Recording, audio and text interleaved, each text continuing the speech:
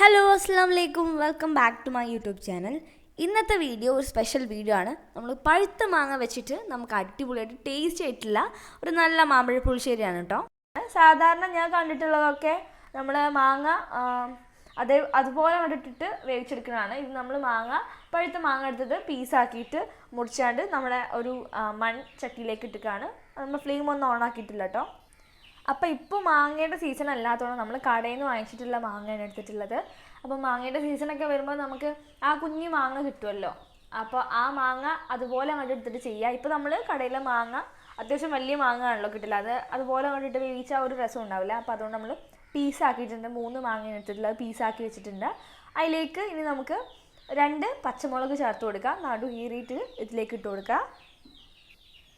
ഇനി നമുക്കിതിലേക്ക് 1/2 ടീസ്പൂൺ ഉപ്പ് ചേർത്ത് കൊടുക്കണം. ആവശ്യത്തിന് ഉപ്പ്, ഞാൻ അത്രയും പറയുന്നുള്ളൂ. നമ്മൾ ഇപ്പോൾ ഒരു 4 മാങ്ങയ്ക്കാണ് എടുക്കണമെങ്കിൽ അതിനനുസരിച്ച് ഉപ്പിൻ്റെ അളവൊക്കെ മാറ്റി കൊടുക്കുക. ആവശ്യത്തിന് ഉപ്പിട്ട് കൊടുക്കുക കേട്ടോ. ഇപ്പോൾ ഞാൻ 3 മാങ്ങക്ക് 1/2 ടീസ്പൂൺ ഉപ്പാണ് ചേർത്തിട്ടുള്ളത്. ഇനി നമുക്ക് ഒരു 1/4 ടീസ്പൂൺ മഞ്ഞൾപ്പൊടി ചേർത്ത് കൊടുക്കണം. ഇനി നമുക്കിതിലേക്ക് ഒരു ഗ്ലാസ് വെള്ളം ഒഴിച്ചു കൊടുക്കണം. എന്നിട്ട് ഇത് ജസ്റ്റ് ഒന്ന് ഇളക്കി കൊടുക്കുക. എല്ലാം കൂടെ ഒന്ന് മിക്സായി കിട്ടാൻ വേണ്ടിയിട്ട്, ഉപ്പൊക്കെ ഒന്ന് നന്നാക്കി മിക്സായി കിട്ടാൻ വേണ്ടിയിട്ടും ആ വെള്ളത്തിലൊക്കെ ഒന്ന് നന്നാക്കി മിക്സ് ചെയ്തെടുക്കുക. ഇനി നമുക്ക് ഫ്ലെയിം ഓൺ ചെയ്യാം. അപ്പോൾ ഇനി നമുക്ക് ഇതൊന്ന് അടച്ച് വെച്ചിട്ട് ഒരു 10 മിനിറ്റ് വേവിക്കുക. ഇതൊന്ന് തിളച്ച് വരുന്ന വരെ ഒന്ന് വേവിച്ചെടുക്കണം. അപ്പം ഈ സമയം കൊണ്ട് നമുക്ക് ഇതിലേക്ക് ഒരു അരപ്പ് തയ്യാറാക്കാനുണ്ട്, അത് ചെയ്തെടുക്കാം. അപ്പോൾ ഇതിലേക്കുള്ള അരപ്പ് തയ്യാറാക്കണം. അപ്പോൾ അതിനായിട്ട് ഞാൻ ഒരു മുറി തേങ്ങ, അത്യാവശ്യം ഒരു വലിപ്പമുള്ള ഒരു മുറി തേങ്ങ ചിരവിയിട്ടുണ്ട്. അത് നമുക്ക് ഫുള്ളായിട്ട് ഒരു മിക്സിയുടെ ജാറിലേക്ക് ഇട്ട് കൊടുക്കണം. എന്നിട്ട് അതിലേക്ക് ഒരു 1/2 ടീസ്പൂൺ നല്ല ജീരകം അല്ലെങ്കിൽ ചെറിയ ജീരകം, ഇത് രണ്ടും പറയും കേട്ടോ. അപ്പം നമ്മൾ ഈ മിക്സിയുടെ ജാറിലേക്ക് തേങ്ങ ഇട്ട് കഴിഞ്ഞതിന് ശേഷം ഒരു 1/2 ടീസ്പൂൺ നല്ല ജീരകം ചേർത്ത് കൊടുത്തിട്ടുണ്ട്. ഇതിന് നല്ല ജീരകം എന്ന് പറയും, അല്ലെങ്കിൽ ചെറിയ ജീരകം എന്ന് പറയും. ഇനി നമുക്ക് ഇതിലേക്ക് 2 ചെറിയ ഉള്ളി ചേർത്ത് കൊടുക്കണം.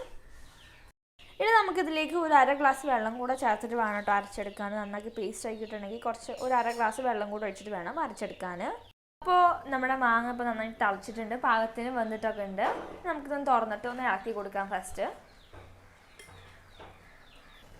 അപ്പോൾ ഇത് നമ്മൾ നന്നാക്കി മിക്സ് ആക്കിയതിന് ശേഷം നമ്മൾ നേരത്തെ മിക്സിയിൽ അരച്ചെടുത്തില്ല ഒരു അരപ്പ്, അത് ഇതിലേക്ക് ഒഴിച്ചു കൊടുക്കാം. മുഴുവനായിട്ട് തന്നെ ഒഴിച്ചു കൊടുക്കുന്നുണ്ട്. ഇനി നമ്മൾ ആ അരപ്പ് അരച്ചെടുത്താൽ മിക്സിയിൽ കുറച്ച് വെള്ളം ഒഴിച്ചിട്ട് ഒന്ന് ആ വെള്ളം മിക്സിയിൽ ഒഴിച്ചിട്ട് നന്നായിട്ടൊന്ന് ചുഴറ്റിയിട്ട് നമ്മുടെ ഈ ഒരു മാങ്ങയിലേക്ക് ഒഴിച്ചു കൊടുക്കുക. എന്നിട്ട് നന്നാക്കി തന്നെ ഒന്ന് മിക്സ് ചെയ്തെടുക്കണം.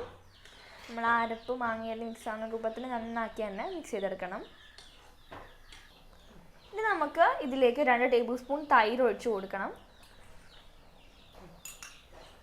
അപ്പോൾ നമ്മൾ തൈര് ഒഴിച്ച് കൊടുത്തിട്ടുണ്ട്. ഇനി നന്നാക്കി തന്നെ ഒന്ന് മിക്സ് ചെയ്തെടുക്കണം. നല്ല പുളിയുള്ള തൈരായതുകൊണ്ടാണ് ഞാൻ 2 ടേബിൾ സ്പൂണേ ഒഴിച്ചിട്ടുള്ളൂ. അപ്പം നിങ്ങൾ തൈരിൻ്റെ പുളിക്കനുസരിച്ച് അളവ് കൂട്ടുകയും കുറയ്ക്കുകയൊക്കെ ചെയ്യാം കേട്ടോ. അപ്പം ഞാൻ ഇട്ടതിൽ ഉപ്പ് കുറവായിരുന്നു. അപ്പോൾ ഞാൻ ആവശ്യത്തിന് കുറച്ചും കൂടെ ഉപ്പ് ചേർത്ത് കൊടുക്കുകയാണ്. ഉപ്പിൻ്റെ അളവ് ഇച്ചിരി കമ്മിയായിരുന്നു, അതുകൊണ്ട് കുറച്ചും കൂടെ ഉപ്പ് ആവശ്യത്തിന് ഇട്ട് കൊടുത്തിട്ട് മിക്സ് ചെയ്യുകയാണ്. ഇത് നന്നായിട്ട് തിളച്ച് വന്നാൽ നമുക്ക് ഫ്ലെയിം ഓഫ് ചെയ്യാം. എന്നിട്ട് നമുക്ക് ഇതിലേക്ക് ഒരു വറവ് ചേർക്കാനുണ്ട്, അത് ചേർക്കട്ടോ. അപ്പോൾ തിളച്ചിട്ടുണ്ട്. അപ്പോൾ ഞാൻ ഫ്ലെയിം ഓഫ് ചെയ്തു. നമുക്കിതിലേക്ക് ഒരു വറവ് ചേർക്കാനുണ്ട്. അപ്പോൾ ഞാൻ ഒരു പാൻ ചൂടാക്കിയിട്ട് അതിലേക്ക് ഒരു 5 ടീസ്പൂണോളം വെളിച്ചെണ്ണ ഒഴിച്ചു കൊടുത്തിട്ടുണ്ട്. വെളിച്ചെണ്ണ മസ്റ്റാണ് കേട്ടോ. ഇങ്ങനെ നാടൻ വിഭവത്തിലേക്കൊക്കെ വെളിച്ചെണ്ണയാണ് കൂടുതൽ സ്യൂട്ടബിൾ ആയിട്ടുണ്ടാവുക. അപ്പോൾ വെളിച്ചെണ്ണ ചേർക്കുമ്പോഴാണ് ഒരു നാടൻ ടച്ച് കിട്ടുക. അപ്പം വെളിച്ചെണ്ണ ആണ് നമ്മളിതിന് യൂസ് ചെയ്യേണ്ടത് കേട്ടോ. അപ്പോൾ നമുക്ക് വെളിച്ചെണ്ണ നന്നായിട്ടൊന്ന് ചൂടായി വരുന്നവരെ വെയിറ്റ് ചെയ്യാം. അപ്പോൾ നമ്മൾ വറവിടാണല്ലോ, അപ്പം ഈസി ആയിട്ട് തന്നെ നമുക്ക് വറവിടാൻ പറ്റും. അപ്പം അതിലേക്ക് നമുക്ക് ആദ്യം വേണ്ടത് 1 ടീസ്പൂണോളം കടുകാണ്. ഇത് നന്നായിട്ടൊന്ന് പൊട്ടിച്ചെടുക്കണം കടുക്. അപ്പോൾ കടുക് നന്നായിട്ട് പൊട്ടുന്നുണ്ട് കേട്ടോ. അപ്പോൾ ഈ കടുക് നന്നായിട്ട് പൊട്ടിക്കഴിഞ്ഞ ശേഷം നമുക്ക് ഇതിലേക്ക് ഒരു 1/2 ടീസ്പൂണോളം ഉലുവ ചേർത്ത് കൊടുക്കണം. അപ്പോൾ ഉലുവയും പൊട്ടി തുടങ്ങുന്നുണ്ട്. ഇനി നമുക്ക് ഇതിലേക്ക് ഉണക്കമുളക് ചേർത്ത് കൊടുക്കാം. 2 ഉണക്കമുളകാണ് ഞാൻ ഇട്ടിട്ടുള്ളത്. അപ്പോൾ അതിലേക്ക് കുറച്ച് കറിവേപ്പിലയാണ് ചേർത്ത് ഇട്ടിട്ടുള്ളത്. നമുക്കിത് വറവ് ചെയ്യാൻ പാകമാകുമ്പോൾ നമ്മുടെ മാങ്ങാ കൂട്ടിലേക്ക് ചേർത്ത് കൊടുക്കാം. അപ്പോൾ ഇനി നമ്മൾ ഈ വറവ് നമ്മുടെ മാങ്ങാ കൂട്ടാനിലേക്ക് ചേർത്ത് കൊടുക്കണം. എന്നിട്ട് നന്നാക്കി ഒന്ന് മിക്സ് ചെയ്തെടുക്കാം. അപ്പോൾ ഇത്രയേ ഉള്ളൂ നമ്മുടെ മാങ്ങാ പുളിശ്ശേരി റെസിപ്പി. ഭയങ്കര എളുപ്പമാണ് ഈ മാങ്ങാ പുളിശ്ശേരി ഉണ്ടാക്കാൻ. പക്ഷേ ഭയങ്കര ടേസ്റ്റാണ് കേട്ടോ. ആ മധുരവും എരിവും കൂടെ ഒക്കെ മിക്സായി വരുന്ന ഒരു ടേസ്റ്റ് വമ്പൻ ടേസ്റ്റാണ്. ഒരു പുളി ടച്ചും ഉണ്ടാവും, നമ്മൾ തൈരൊക്കെ ഇട്ടല്ല, അതുകൊണ്ട് തൈരിൻ്റെ പുളിയൊക്കെ ഉണ്ടാവും. അപ്പോൾ ഈ എരിവും മധുരവും പുളിയും കൂടെ ചേർത്തിട്ടുള്ള നല്ലൊരു മിക്സാണ് ഈ കൂട്ടാൻ.